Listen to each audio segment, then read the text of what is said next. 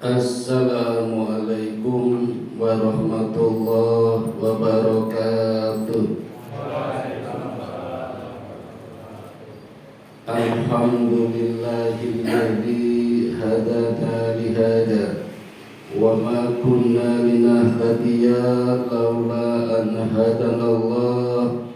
Ashhadu an la ilaha illallah wahdahu la syarika lah wa ashhadu anna Muhammadan abduhu wa rasuluhu la nabiyya ba'da.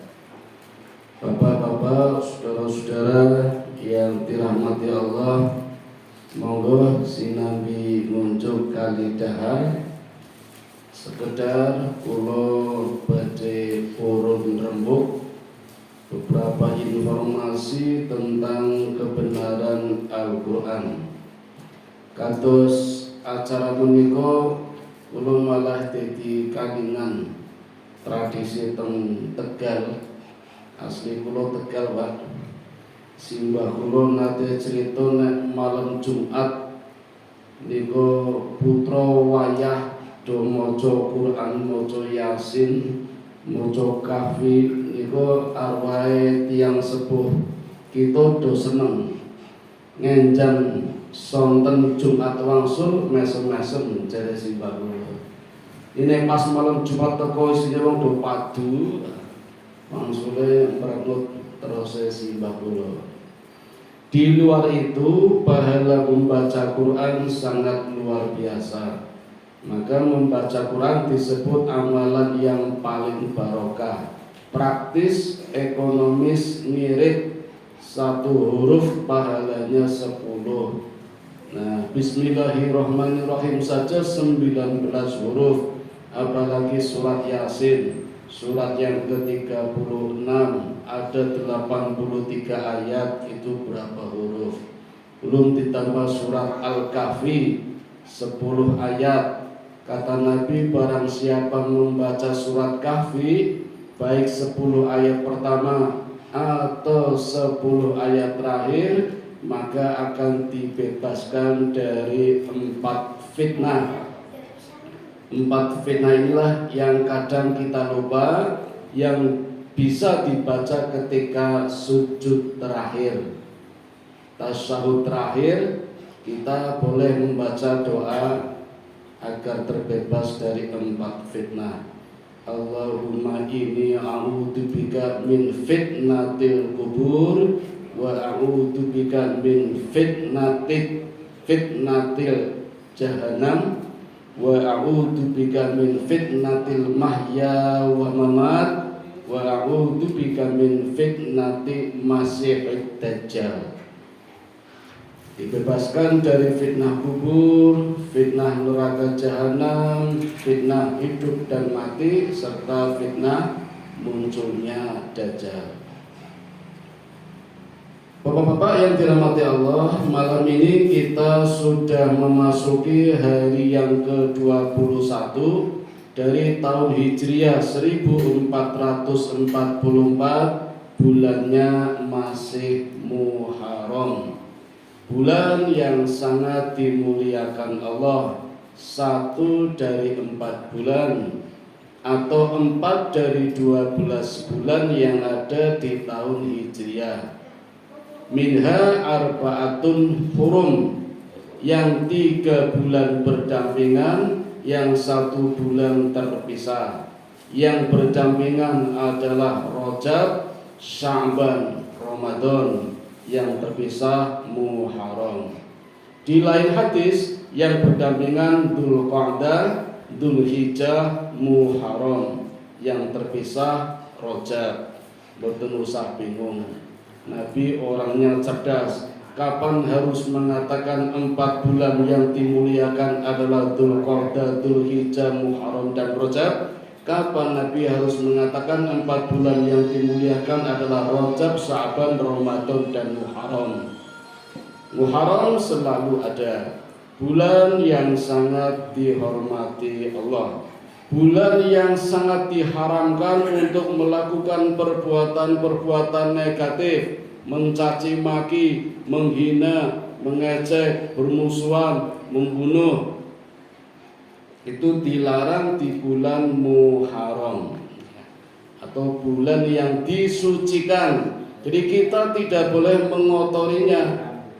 Bukan hanya mengotori secara fisik, tapi mengotori dengan pikiran juga tidak boleh, mengotori dengan hati juga tidak boleh. Misalnya ada orang yang beranggapan hati-hati bulan Muharram ki bulan apa nih? Sing medeni itu Surom ya. Ojo duwe gawe bahaya. Kalau dulu kata simbah saya memang Sri Sultan yang dulu sering menggunakan acara di bulan Muharram, maka diharapkan rakyatnya itu membantu Sultan itu dulu. Maka kalau bisa rakyatnya tidak ada acara di bulan Muharram.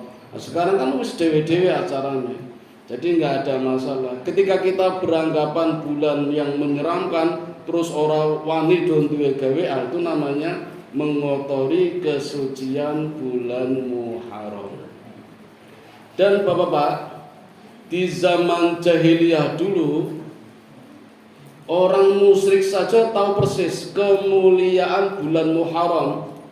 Maka di bulan Muharram itu ibarat gencatan senjata, sama sekali tidak ada permusuhan. Termasuk Abu Jahal pun menghentikan aksi-aksi menteror Nabi Muhammad karena bulan Muharram, tahu persis. Jadi kalau sekarang ada orang yang mengotori bulan Muharram dengan tindak kekerasan, kelitih, mencuri, membunuh, itu berarti kejamnya melebihi kejamnya orang musyrik zaman dahulu. Orang musyrik dulu aja masih taat betul dengan bulan Muharram.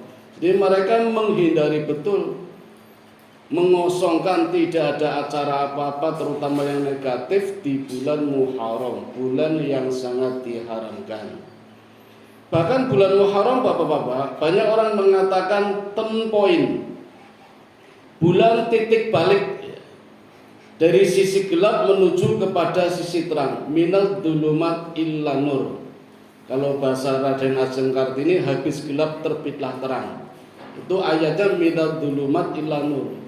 Semua nabi mengalami seperti itu, termasuk Nabi Muhammad SAW itu juga mengalami titik balik. Nah, titik balik inilah yang disebut hijrah. Hijrah dari satu tempat ke tempat lain, hijrah dari satu situasi ke situasi lain, hijrah dari satu kondisi ke kondisi yang lain. Itu namanya hijrah atau turn point, titik balik. Dan peristiwa hijrah ini, Bapak-bapak, Nabi Muhammad tidak cuma sekali hijrahnya. Bahkan hijrah pertama kali bukan ke Madinah, tapi ke daerah Habasyi yang ketika itu dipimpin oleh raja namanya Raja Najasyi, agamanya Nasrani. Tapi orangnya jujur, rajanya adil. Maka kehadiran Nabi Muhammad dengan sedikit umatnya yang ikut hijrah pertama kali itu disambut dengan baik. Sedikit Pak yang ikut, hanya 14 laki-laki dan 4 perempuan. Hijrah yang pertama kali. Begitu keluar dari Mekah, membuat satu perjanjian yang namanya Baitul Aqobah yang pertama. Berjanji sehidup semati akan membela Nabi Muhammad SAW. Sampai di Najasyi, Abu Jahal ora trimo, menyebarkan hoax. Kalau di Mekah sudah aman, tenang, nyaman, kembalilah ke Mekah. Tetapi apa yang terjadi setelah kembali ke Mekah? Ditangkap lagi. Ya mungkin kayak Habib Rizik sudah nyaman di sana, dikabarkan Indonesia aman, tangkap lagi. Diembargo lagi, disabotase, diboikot lebih kejam daripada sebelumnya. Maka lahirlah perjanjian Baitul Aqobah yang kedua. Dan dilalah kersane Gusti Allah, pesertanya tambah banyak yang hijrah, yaitu 84 laki-laki, 15 perempuan. Dan hijrah yang kedua juga di masih negara Habasyi yang dipimpin oleh Raja Najasyi. Sekarang namanya Ethiopia, Pak, di selatan Mesir. Itu hijrah yang pertama dan yang kedua. Nah, hijrah yang ke Madinah dulu namanya Yasrib. Jadi Nabi punya kebiasaan mengganti-ganti nama. Sekiranya Nabi tidak berkenan atau mungkin menggunakan nama orang tersohor ketika itu, Nabi menggantinya. Termasuk Yasrib diganti dengan nama Madinah. Dan nama-nama anak-anak. Jadi ketika di Mekah, Nabi juga sering mengganti, memberi nama anak-anak. Setiap sahabat yang melahirkan bayi, Nabi yang memberikan nama. Sekitar 28 anak itu yang memberi nama Nabi. Dan ketika bayi menggosok kepalanya dengan ludahnya, sekali gosok dengan ludahnya Nabi, ini rambut bayi langsung lebat hitam legam itu. Jadi orang-orang Mekah senang ketika itu. Nah, di Yaman juga ada orang Arab yang mengaku jadi nabi, namanya Musailamah, gelarnya Al-Kadzab. Musailamah si tukang bohong. Nah, niru-niru Nabi itu. Setiap ada bayi lahir juga digosok, diludahi. Tapi apa yang terjadi? Malah rambutnya rontok sampai 7 turunan. Nah, beda ludahnya. Jadi jangan coba-coba, Pak. Nanti ada bayi lahir didonin malah jadi masalah mangken itu. Nah, peran Nabi, perilaku Nabi, akhlak beliau sempat menjadi perhatian banyak orang, maka semakin hari semakin banyak pula yang masuk Islam. Beda dengan pemuka-pemuka kafir Quraisy. Terutama ada 2 tokoh yang sangat mengganjal di hati Nabi. Maka Nabi pun selalu berdoa, ya Allah berikanlah 1 dari 2 Umar kepadaku, yaitu Umar bin Khattab atau Umar bin Hisam. Karena 2 ini yang mengganjal dakwah Nabi. Umar bin Hisam dan Umar bin Khattab memiliki kesamaan dan perbedaan. Kesamaannya sama-sama sangar, beringas, sadis, ganas. Perbedaannya, kalau Umar langsung kerja, nggak banyak basa-basi, sikat. Kalau Umar bin Hisam itu kadang masih pikir-pikir. Makanya umatnya memanggil Umar bin Hisam itu dengan panggilan Abu Hakam, ayah yang bijaksana. Tetapi bodoh juga, karena logikanya kalau Nabi Muhammad sudah hijrah 2 kali, kalau dilepas saja kan malah beres toh, nggak ada masalah. Kenapa harus dikucar-kucar sampai ke sana? Itu bodohnya Umar bin Hisam. Maka Umar bin Hisam juga dipanggil sebagai Abu Jahal, bapak yang bodoh itu. Jadi Umar bin Hisam gelarnya 2, Pak. Abu Jahal di mata orang-orang Islam termasuk Nabi Muhammad, Abu Hakam di mata orang-orang kafir sebagai ayah yang bijaksana. Hanya 3 sebutan yang selalu dilontarkan Abu Jahal kepada Nabi Muhammad. Jadi kalau ketemu Nabi Muhammad, Abu Jahal selalu mengatakan Majnun, Kadzabun, dukun. Muhammad si tukang sihir, Muhammad orang yang gila, Muhammad pembohong besar. Hanya itu saja. Setiap hari seperti itu. Sampai pada suatu ketika hinaannya membuat Nabi berhenti, tertegun sejenak dan sorot pandangannya menuju kepada wajah Abu Jahal. Maka seketika itu Abu Jahal juga terdiam. Ada apa ini? Tumben biasa Nabi tetap berjalan, ini berhenti dan memandangku. Ini hatinya Abu Jahal. Dan Abu Jahal tetap menyemangati orang-orang yang di sekitarnya untuk menghina Nabi. Nabi pun demikian, berhenti sampai orang-orang yang menghinanya juga berhenti dan tertegun. Kaget hari itu. Seolah-olah pandangan Nabi mengatakan, ya orang-orang kafir, sebenarnya aku diutus oleh Allah untuk mengajak kamu biar selamat keluar dari pemindasan kafir-kafir Quraisy. Tapi kenapa kamu malah menghinaku? Itu batinnya Nabi dengan pandangan yang sayu. Maka tidak lama kemudian Nabi meninggalkan kerumunan orang-orang kafir termasuk Abu Jahal. Tinggal pergi, Pak. Di jalan Nabi ketemu dengan pamannya yang bernama Hamzah, baru pulang dari berburu. Tangan kanannya memegang busur, tangan kirinya membawa buruannya. Buruannya tidak tanggung-tanggung Pak, singa. Enggak kelinci, monyet, babi, bukan, singa. Hamzah memang badannya kekar, tinggi besar, ganteng. Mereka berjalan sangat rukun, sesekali bergandengan, sesekali berpelukan. Sampai pandangan ini membuat seorang budak wanita penasaran. Kemudian menghampiri Hamzah dan mengatakan, "Ya Hamzah, begitu besar badanmu, kekar, kuat. Tapi kenapa engkau tidak tahu kalau keponakanmu Muhammad ini baru saja dihina orang, selalu dicemooh oleh Abu Jahal? Kenapa kamu diam saja? Kenapa dengan badanmu yang sangat kuat tidak bisa membela keponakanmu?" Nampaknya ucapannya budak wanita ini membuat membuat Hamzah merasa tertegun. Maka dalam sekejap Hamzah balik badan menuju kepada Abu Jahal.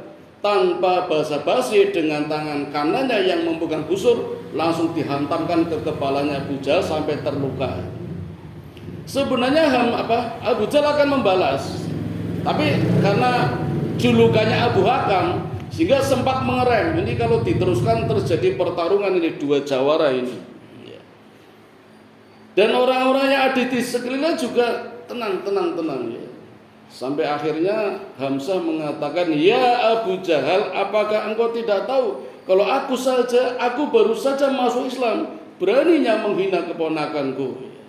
Ini balasannya Hamzah gara-gara budak wanita tadi yang penasaran ya.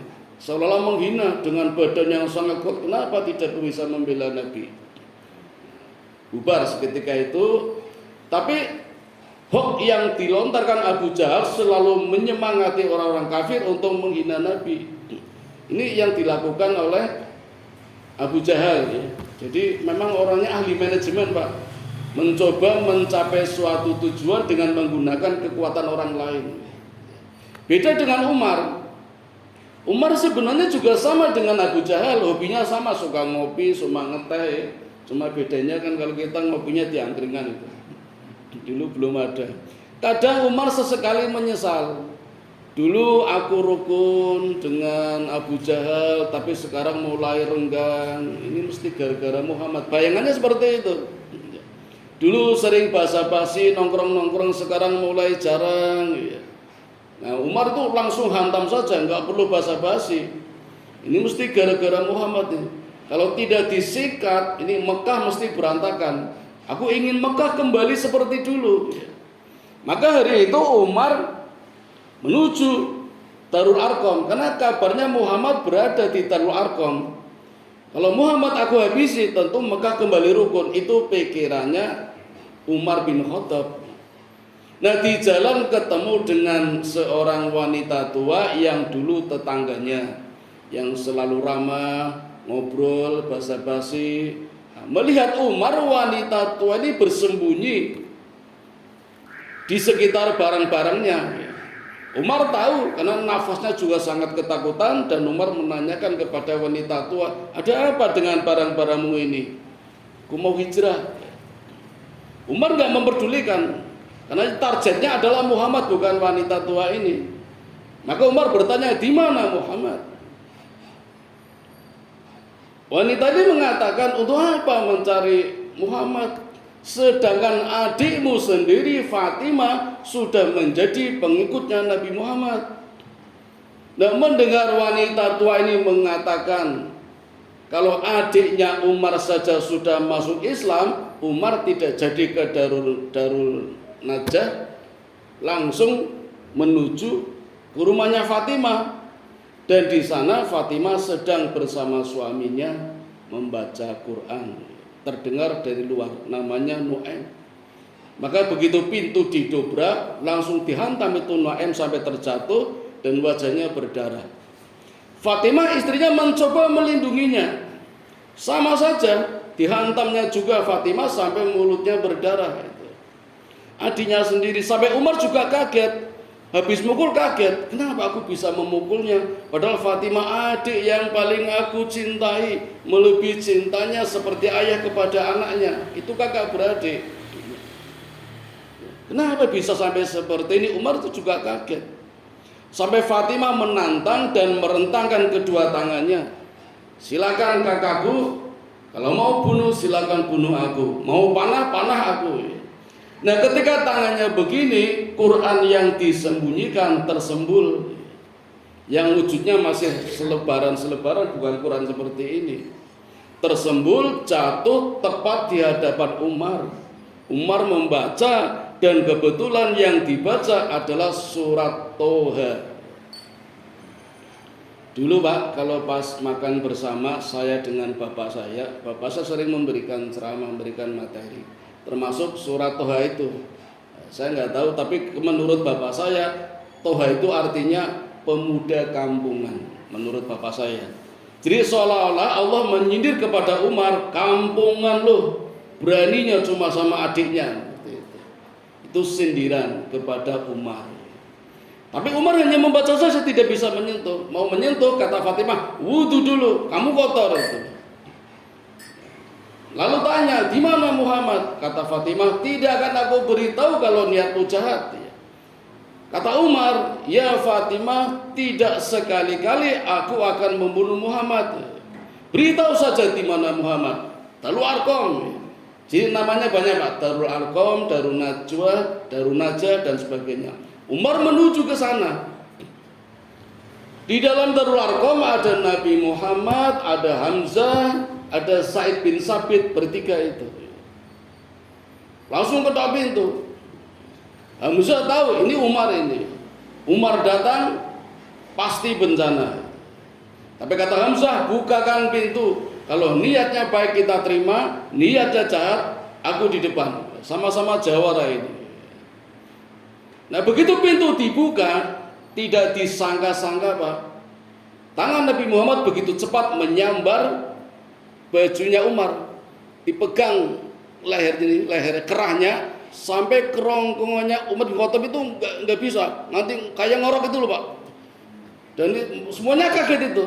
Tidak seperti biasa, dengan begitu cepat Nabi Muhammad menyambar kerahnya Umar sampai Umar nggak bisa ngomong itu loh.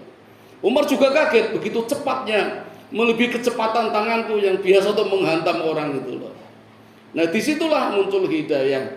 Hidayah pertama tadi ketika membaca surat Toha merasa tersindir. Hidayah kedua dari adiknya itu. Dan yang ketiga, ketika berhadapan dengan Nabi Muhammad, jatuh tersungkur dan mengucapkan syahadat.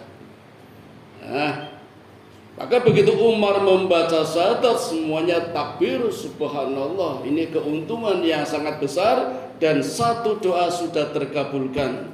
Di mana doa Nabi Muhammad, berikan aku satu Umar ya Allah, di antara Umar bin Hisam atau Umar bin Khattab. Ternyata Allah memberikan Umar bin Khattab. Mendengar rencana Nabi hijrah dari wanita tua tadi, Umar mengatakan, ya Muhammad, besok kita hijrah terang-terangan. Tapi Nabi Muhammad menolak, karena yang menjadi target adalah aku. Kalau kita hijrah bersama-sama, umat terancam, maka hijrah duluanlah, tidak apa-apa, aku terakhir, kata Nabi. Bagaimana dengan Umar? Umar ini Pak, satu-satunya orang yang hijrahnya terang-terangan. Yang lain diam-diam. Umar terang-terangan. Esok hari sebelum hijrah, Umar sudah menyiapkan pedang, diselempangkan di pundak kanannya. Ini tradisi Pak. Kalau di Mekah ada orang membawa pedang diselempangkan di pundak kanan, itu artinya siap gelut Pak. Jadi kalau jenengan di sana hati-hati Pak. Nggoning kanan siap gelut, siap tarung itu. Umar terang-terangan ditaruh di pundak sebelah kanan. Tangan kanannya memegang busur, tangan kirinya memegang tongkat. Terus tawaf mengelilingi Ka'bah dan mendatangi setiap kerumunan-kerumunan, ada 5 orang, 10 orang. Dan Umar berteriak, besok aku akan hijrah. Aku akan berangkat bersama Ayyasi, bersama Utsman bin Tolha, dan berangkat dari Darul Arqam. Barang siapa ingin kehilangan anak-anaknya, ingin berpisah dengan istrinya, hadang aku di Darul Arqam. Umar Pak, jagoan Pak. Maka besok ketika hijrah, nggak ada yang berani datang. Siapa yang mau menghadang mara bahaya. Cuma dilalah Utsman bin Tolha tidak datang. Jadi ditinggal, Umar cuma berdua dengan Ayyasy hijrah menuju Madinah. Ini orang yang pertama hijrah, Pak. Dan Nabi Bakar belum, ini baru Umar dulu. Sampai di Madinah, Abu Jahal nyusul, Pak. Nyusul membawa berita hoax. Bilang sama Ayyasy, ya Ayyasy, pulanglah ke Mekah, kasihan ibumu. Ibumu tidak akan pernah menyisir rambutmu sebelum kamu pulang ke Mekah. Ibumu sekarang sedang berjemur di terik matahari dan tidak akan masuk rumah sebelum kamu pulang ke Mekah. Kata Umar, ya Ayyasy, berita bohong. Abu Jahal pembohong, jangan percaya. Kata Ayyasy, kasihan ibu saya. Jangan terpedaya, tapi aku kasihan. Sampai berkali-kali akhirnya Umar melepas Ayyasy. Silakanlah pulang ke Makkah dan bawalah ontaku.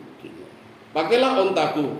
Kalau onta biasa Mekah Madinah butuh waktu 10 hari, tapi ontaku bisa 2 hari. Kalau ada apa-apa dengan Abu Jahal, kamu bisa berlari dengan ontaku, cukup 2 hari sampai.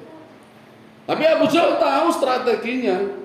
Di jalan dipukul dari belakang, Pak, sampai Ayyasy jatuh tersungkur, dibawa ke Mekah, masukkan sel. Itu nasib Ayyasy. Ternyata benar-benar berita bohong. Ibunya tidak apa-apa di rumah.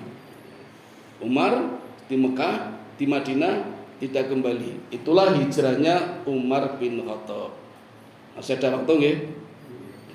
Kemudian hijrahnya Abu Salamah dan Ummu Salamah, suami istri, Pak. Tapi hijrahnya tidak bareng. Yang berangkat Abu Salamah dulu. Kenapa? Karena ketika hendak berangkat, orang tuanya Ummu Salamah melarang. Ya Abu Salamah, kalau mau hijrah, hijrahlah sendirian, gak usah ngajak anakku. Dan ternyata orang tuanya Abu Salamah juga melarang mengajak Ummu Salamah. Sehingga Abu Salamah hijrah sendirian, Ummu Salamah dan anaknya ditinggal. Hijrah sendirian. Jalan kaki, Pak, menempuh jarak 450 km seperti Jogja Jakarta. Jalannya nggak kayak sekarang lancar jalan tol. Dulu berteping-teping naik turun gunung, butuh waktu lama. Kalau pakai onta ya gantian, yang satu naik, yang satu gandeng. Itu sendiri, Pak, sampai ke Madinah. Dan setelah 1 tahun Ummu Salamah timbul rasa kangen juga, ditinggal suami. Ini hijrah nggak main-main, Pak. Kalau kita mungkin pindah ke Bantul nggak ada masalah, pindah ke Jakarta nggak ada masalah. Pindahnya ini para sahabat itu pisah, benar-benar pisah dengan keluarganya. Istrinya ditinggal, anaknya ditinggal, tidak membawa apa-apa. Jadi betul-betul hijrah fisik yang beneran itu. Nah, setahun Ummu Salamah stres, ditinggal suaminya. Akhirnya orang tuanya dan mertuanya juga melepas. Silakanlah kalau mau menyusul Abu Salamah, menyusul, Pak, beserta anaknya. Kebetulan ketemu Utsman bin Tolha yang waktu itu janjian sama Umar tidak datang. Nah, Utsman bin Tolha mengantarkan. Nah, kita lihat, Pak, bagaimana perilaku, budi pekerti dan akhlak dari Utsman bin Tolha yang agamanya ketika itu masih Nasrani. Sepanjang jalan, Pak, dari Mekah ke Madinah 450 km berhari-hari, tidak ada sepatah kata pun yang keluar dari Utsman bin Tolha. Begitu pula dari Ummu Salamah, karena mereka tahu betul bukan muhrim. Sehingga setiap mau berhenti, mau istirahat, Utsman bin Tolha menghentikan ontanya di pinggir, kemudian diikatkan di pohon. Utsman bin Tolha pergi jauh sampai Ummu Salamah turun dan anaknya. Sekiranya sudah cukup untuk istirahat, mau berangkat, ontanya diikatkan di tengah pohon itu sampai Ummu Salamah naik lagi dengan anaknya, baru Utsman bin Tolha mengantarkan lagi, terus seperti itu sampai Madinah. Dan begitu sampai Madinah juga langsung pulang, tidak pamit, sampun nggih, nyuwun parang nggih, mboten. Ummu Salamah juga tidak mengucap terima kasih, tidak.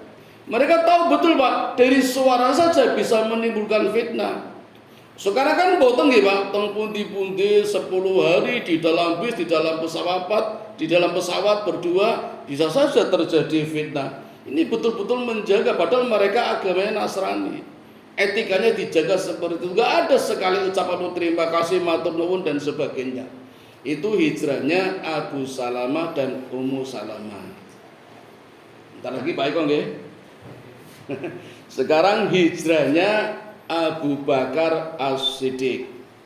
Ketika hendak hijrah, sudah keluar dari Mekah, bertemu dengan kepala suku Mekah. Dan kepala suku Mekah ini mengatakan, "Ya Abu Bakar, kamu adalah orang yang tidak pantas hijrah. Kamu orang yang tidak layak keluar dari Mekah.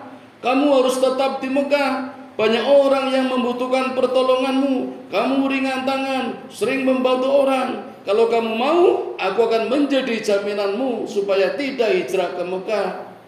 Pikir punya pikir, Abu Bakar akhirnya menerima tawaran kepala suku Mekah ini. Sampai akhirnya Abu Bakar tidak jadi hijrah, diantar kembali sampai ke rumah. Dan kepala suku Mekah ini mendatangi pemuka-pemuka kafir Quraisy, mengatakan, "Aku jaminannya Abu Bakar, maka jangan usik Abu Bakar, jangan usir Abu Bakar dari Mekah ke Madinah." Apa kata Abu Jahal? "Boleh kamu menjadi jaminan Abu Bakar." Kata Abu Jahal, "Syaratnya 2. Mulai hari ini Abu Bakar tidak boleh sholat di masjid. Kalau mau sholat di rumah. Tidak boleh baca Quran di masjid. Kalau baca Quran di rumah." Akhirnya Abu Bakar sholatnya juga di rumah, baca Qurannya juga di rumah. Sama dengan kita dulu ketika pandemi. Ini mergo Covid.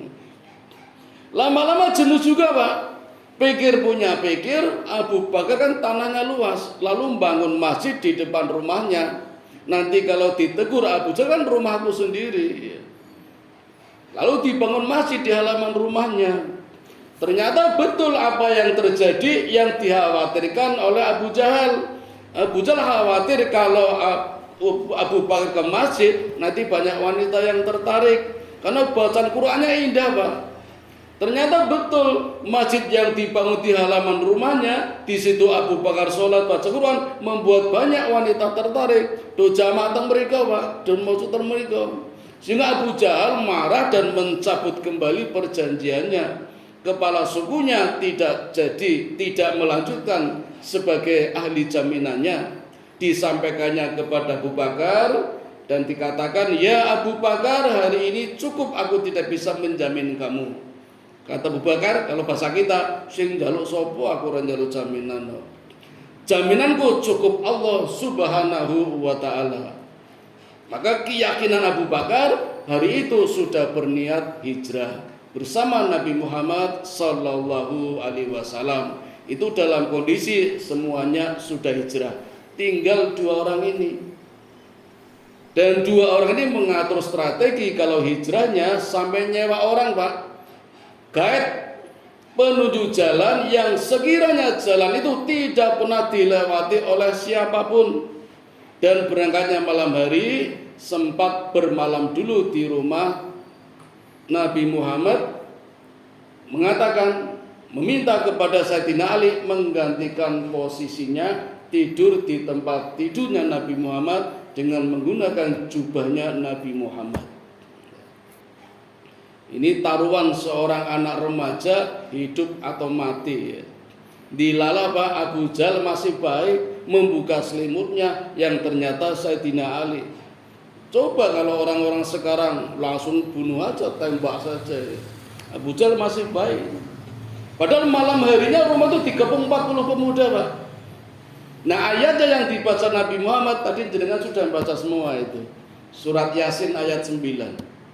"Wa ja'alna min baini aydihim saddaw wa min khalfihim saddan fa'aghshaynahum wa hum la yubsirun." Di depan dibuatkan sekat, di belakang pun dibuatkan sekat. Jadi mereka pandangannya tertutup. Bahkan ayat 8-nya, "Inna ja'alna fi a'naqihim." Itu mereka oleh Allah dibuat tangannya mengangkat dagunya. Jadi begini. Ngantuk. 40 pemuda tertidur semua, Pak. Pedangnya jatuh semua. Nabi Muhammad keluar dari rumah dengan leluasa. Pagi harinya tidak dijumpai Nabi Muhammad, hanya Sayyidina Ali yang menggunakan jubahnya Nabi Muhammad. Marah betul Abu Jahal sampai membuat sayembara. Barang siapa bisa menemukan jejak Muhammad dan bisa membawa ke sini hidup atau mati 100 ekor onta. Hadiahnya, Pak. Ada orang serakah namanya Surakoh. Mendengar hadiah 100 ekor onta, pacu kuda dengan kencangnya. Lihat Abu Bakar dan Nabi Muhammad berjalan di gurun pasir. Terlihat kejar. Jarak 100 meter Surakoh sudah hunus pedang.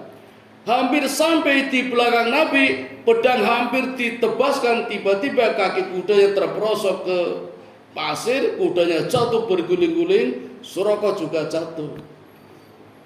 Ditolong oleh Nabi, Pak. Diangkat kakinya, kudanya juga dibangunkan, pedangnya dikasihkan. Surakoh, lain kali kalau naik kuda hati-hati ya. Ini pedangnya bawa pulang aja. Itu Nabi Muhammad, Pak. Sudah tahu persis orang akan membunuh, malah ditolong. Sehingga apa yang terjadi di tempat itu pula, Surakoh langsung membaca syahadat, masuk Islam. Abu Jahal dengar, tambah gini lagi segulu itu. Kejar, tapi sudah tidak menemukan Nabi Muhammad. Ternyata Nabi Muhammad bersama Abu Bakar sudah berada di Gua Sur. Dalam satu riwayat 3 hari, Pak. Makanannya dari mana? Dari anaknya Abu Bakar, Asma namanya, yang selalu membawa makanan. Sempat konangan juga sama Abu Jahal, tapi tidak mengaku, maka dihajar itu sampai wajahnya terluka, ada cacatnya itu. Nanti di peristiwa Karbala, Hasan dan Husain itu Asma menyaksikan sendiri itu, dan masih ada lukanya, hantaman dari Abu Jahal itu. 3 hari di gua itu. Mereka sebenarnya ragu, Pak. Ragunya begini, ini gua hanya untuk 3 orang, Pak. 4 orang gak cukup, dan lubangnya sangat kecil.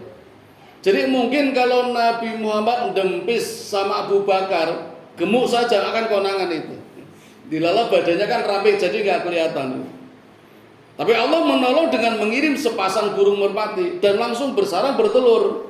Jadi itu yang gak masuk akal. Ya, akalnya Abu Jahal nggak mungkin ada orang di dalam gua, karena kalau ada pasti burung merpatinya pergi. Ditambah lagi ada laba-laba yang segera membuat sarangnya begitu cepat, tapi kelihatan lapuk udah lama sekali. Kalau orang masuk pasti rusak sarangnya. Ini kok nggak rusak? Pasti nggak ada orang. Mereka patuh sendiri tuh, Pak. Ya itulah caranya Allah menolong siapapun yang dihendakinya dengan cara yang begitu mudah, kadang disepelekan orang. Seperti nabi-nabi lain juga begitu. Nah, inilah Bapak-bapak peristiwa-peristiwa yang terjadi di seputar peristiwa hijrah. Maka sangat tepat penentuan tahun hijrah berdasarkan peristiwa-peristiwa hijrah, peristiwa turn point, peristiwa titik balik.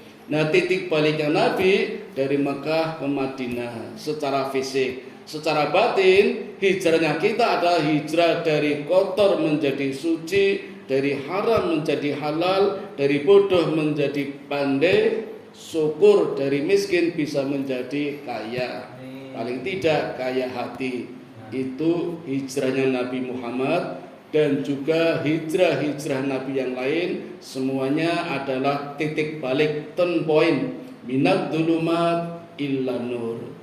Demikian Bapak-bapak, sekedar informasi urun rembuk yang sudah banyak disampaikan saudara-saudara kita, guru-guru kita di setiap acara tentang hadirnya tahun baru Islam, peristiwa hijrah dan bulan Muharram.